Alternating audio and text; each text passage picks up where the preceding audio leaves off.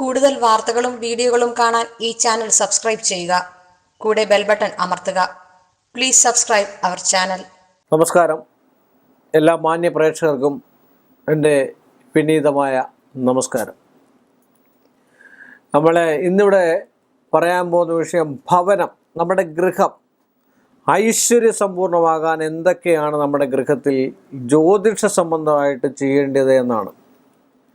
നമ്മുടെ ഒരു ഗൃഹത്തിൽ ചില ആൾക്കാർ പറയുന്നത് കേൾക്കാൻ, ഞാൻ എൻ്റെ വീട്ടിലോട്ട് കയറി ചെന്ന് കഴിഞ്ഞാലേ എനിക്ക് വട്ടു പിടിക്കും, എൻ്റെ വീട്ടിൽ കയറി ചെന്ന് കഴിഞ്ഞാൽ എനിക്ക് ഇരിക്കാൻ തോന്നത്തില്ല, എൻ്റെ ഭാര്യയോട് ചൂടാവാൻ തോന്നുന്നു, എൻ്റെ മക്കളോട് ചൂടാവാൻ തോന്നുന്നു, ഒരു അരമണിക്കൂർ പോലും ഒരു സ്വസ്ഥത ഉണ്ടാകത്തില്ല, ഞാനതുകൊണ്ട് ഞാൻ ഇറങ്ങി പോരും, ഞാൻ വേറെ എവിടെയെങ്കിലും പോയിരിക്കും, അല്ലെ ക്ലബ്ബിൽ പോയിരിക്കും, അല്ലെ ഗ്രൗണ്ടിൽ പോയിരിക്കും, ഇങ്ങനെയൊക്കെയാണ് പറയുന്നത്.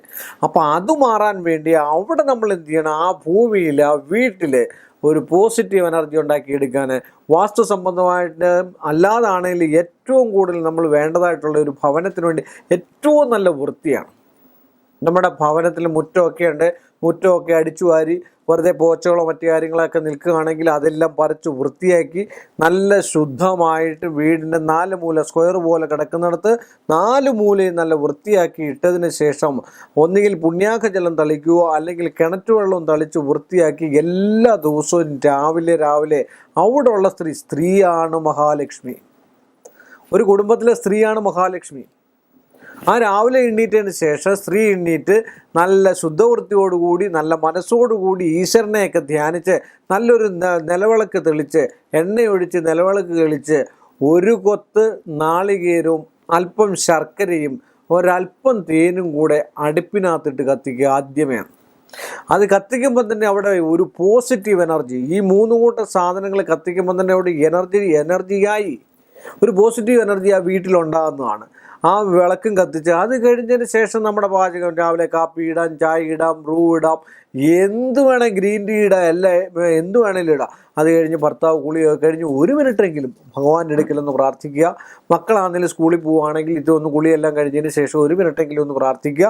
പിന്നെ അവരുടേതായിട്ട് ജോലിക്ക് പോവുക. അപ്പോൾ വീടും പരിസരവും ശുദ്ധമായിരിക്കണം. വീട്ടിൽ വെക്കേണ്ട, ഞാൻ മുമ്പേ പറഞ്ഞിരുന്നു, മരുന്നുകൾ, ഡേറ്റ് കഴിഞ്ഞ മരുന്നുകൾ, വേണ്ടാത്ത കുപ്പികൾ, ചെറിയ തൈലത്തിൻ്റെ അങ്ങനെ ഇങ്ങനെയൊക്കെയുള്ള കുപ്പികൾ, ടിന്നുകൾ, അതുപോലെ വേസ്റ്റ് ആയിട്ടുള്ള TV, കേടായിരിക്കുന്ന ഒരു സാധനം നമ്മുടെ വീട്ടിൽ വെക്കാൻ പാടില്ല. അതെല്ലാം എടുത്ത് മാറ്റി അവിടെ എല്ലാം ശുദ്ധമായിരിക്കണം. അടിച്ച് തുടച്ച് വൃത്തിയാക്കി മച്ചും നമ്മുടെ വീടും തറയെല്ലാം വൃത്തിയാക്കി ശുദ്ധമാക്കി ചാണകനീരോ കിണറ്റുവെള്ളം തളിച്ച് ശുദ്ധമാക്കി ഇടണം. വേണ്ടാത്ത ഒരു സാധനം, അതിന് നമ്മൾ വേറൊരു ഷെഡ് ഉണ്ടാക്കി അതിനകത്താക്കിയേക്കണം. അപ്പം തന്നെ ഒരു പോസിറ്റീവ് എനർജി അവിടെ ഇത് ശുദ്ധമാക്കി ഇടുമ്പം തന്നെ ഒരു പോസിറ്റീവ് എനർജി ആക്കി. അതുപോലെ തന്നെ തുണികളെ, മറ്റു കാര്യങ്ങളെ, പുസ്തകങ്ങളെ, ഇതൊക്കെ നല്ല വൃത്തിയാക്കി അടുക്കി വയ്ക്കുക. ഇങ്ങനെയൊക്കെ ചെയ്ത് കഴിയുമ്പോൾ തന്നെ അവിടെ മഹാലക്ഷ്മിക്ക് കടക്കാനുള്ള ഒരു സാഹചര്യമായി. അതിനുശേഷം മക്കളെയൊക്കെ സ്കൂളിൽ വിട്ട് നല്ലതായിട്ടുള്ള കറിയും മറ്റു കാര്യങ്ങളൊക്കെ വെച്ച് ഉച്ചയ്ക്ക് ഊണം കഴിഞ്ഞതിന് ശേഷം വയ്യമ്പാട് സമയത്ത് നല്ല മനസ്സോടുകൂടി നല്ല ഈശ്വരനെ വിളിച്ചിട്ട് ക്ഷേത്രത്തിൽ ദർശനം നടത്താമെങ്കിൽ ക്ഷേത്ര ദർശനം നടത്തുക.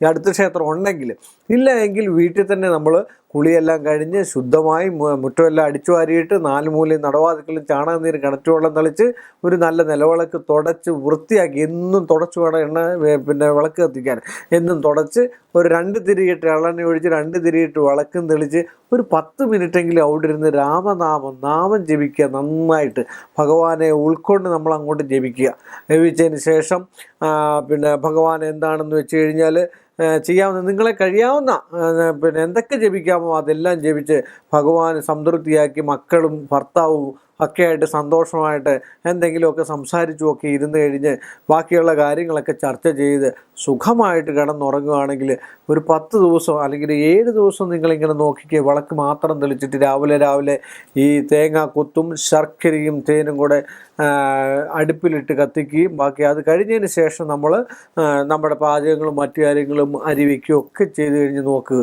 ഒരു 7 ദിവസമെങ്കിലും നിങ്ങൾ കൃത്യമായിട്ടൊന്ന് നോക്കിയാൽ ആ വീട്ടിൽ പോസിറ്റീവ് എനർജി ഉണ്ടാവും. ആദ്യം അടിസ്ഥാനമാണ് ശരിയാണ്ടി, നമ്മുടെ വീടാണ് ശരിയാണ്ടി, അല്ലെങ്കിൽ നമ്മുടെ സ്ഥാപനമാണ് ശരിയാണ്ടി, നമ്മുടെ ഇരിപ്പിടമാണ് ശരിയാണ്ടി.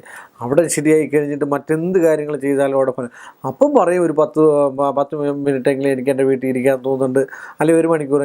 അങ്ങനെയുള്ള വീടുകളിൽ നിന്ന് ഇറങ്ങിപ്പോകാൻ തോന്നത്തില്ല. അവിടെ മഹാലക്ഷ്മിയായി പിടിച്ചിരുത്തും, അവിടെ വശ്യമായിരിക്കും, പിടിച്ചിരുത്തും. അവിടെ ഇരിക്കണമെന്ന് തോന്നുന്നു. എൻ്റെ ഭാര്യയുടെ കൂടെ മക്കളുടെ കൂടെ ഒക്കെ ഇരിക്കണമെന്ന് തോന്നും. അപ്പോൾ അതുകൊണ്ട് ഇങ്ങനെയൊക്കെ ചെയ്ത് കണ്ടു കഴിഞ്ഞാൽ നല്ല സമൃദ്ധമായിട്ടുള്ളൊരു ഭവനം നിങ്ങൾക്ക് സൃഷ്ടിക്കാൻ പറ്റും. അത് സൃഷ്ടിക്കാൻ പറ്റട്ടെ എന്നും ഞാൻ പ്രാർത്ഥിച്ചുകൊണ്ടും എല്ലാ മാന്യ പ്രേക്ഷകർക്കും എൻ്റെ എല്ലാവിധമായിട്ടുള്ള നന്മകൾ വരട്ടെ എന്ന് പ്രാർത്ഥിച്ചുകൊണ്ടും ഈ ഒരു എപ്പിസോഡ് ഞാനിവിടെ വൈൻഡപ്പ് ചെയ്യുകയാണ്. ഇനി മറ്റൊരു വിഷയവുമായിട്ട് അടുത്ത എപ്പിസോഡിൽ കാണുന്നവരെ എല്ലാ മാന്യ പ്രേക്ഷകർക്കും എൻ്റെ നിസ്സീമമായ നന്ദിയും കടപ്പാടും അറിയിച്ചുകൊള്ളുന്നു. കൂടുതൽ വാർത്തകളും വീഡിയോകളും കാണാൻ ഈ ചാനൽ സബ്സ്ക്രൈബ് ചെയ്യുക. കൂടെ ബെൽ ബട്ടൺ അമർത്തുക. Please subscribe our channel.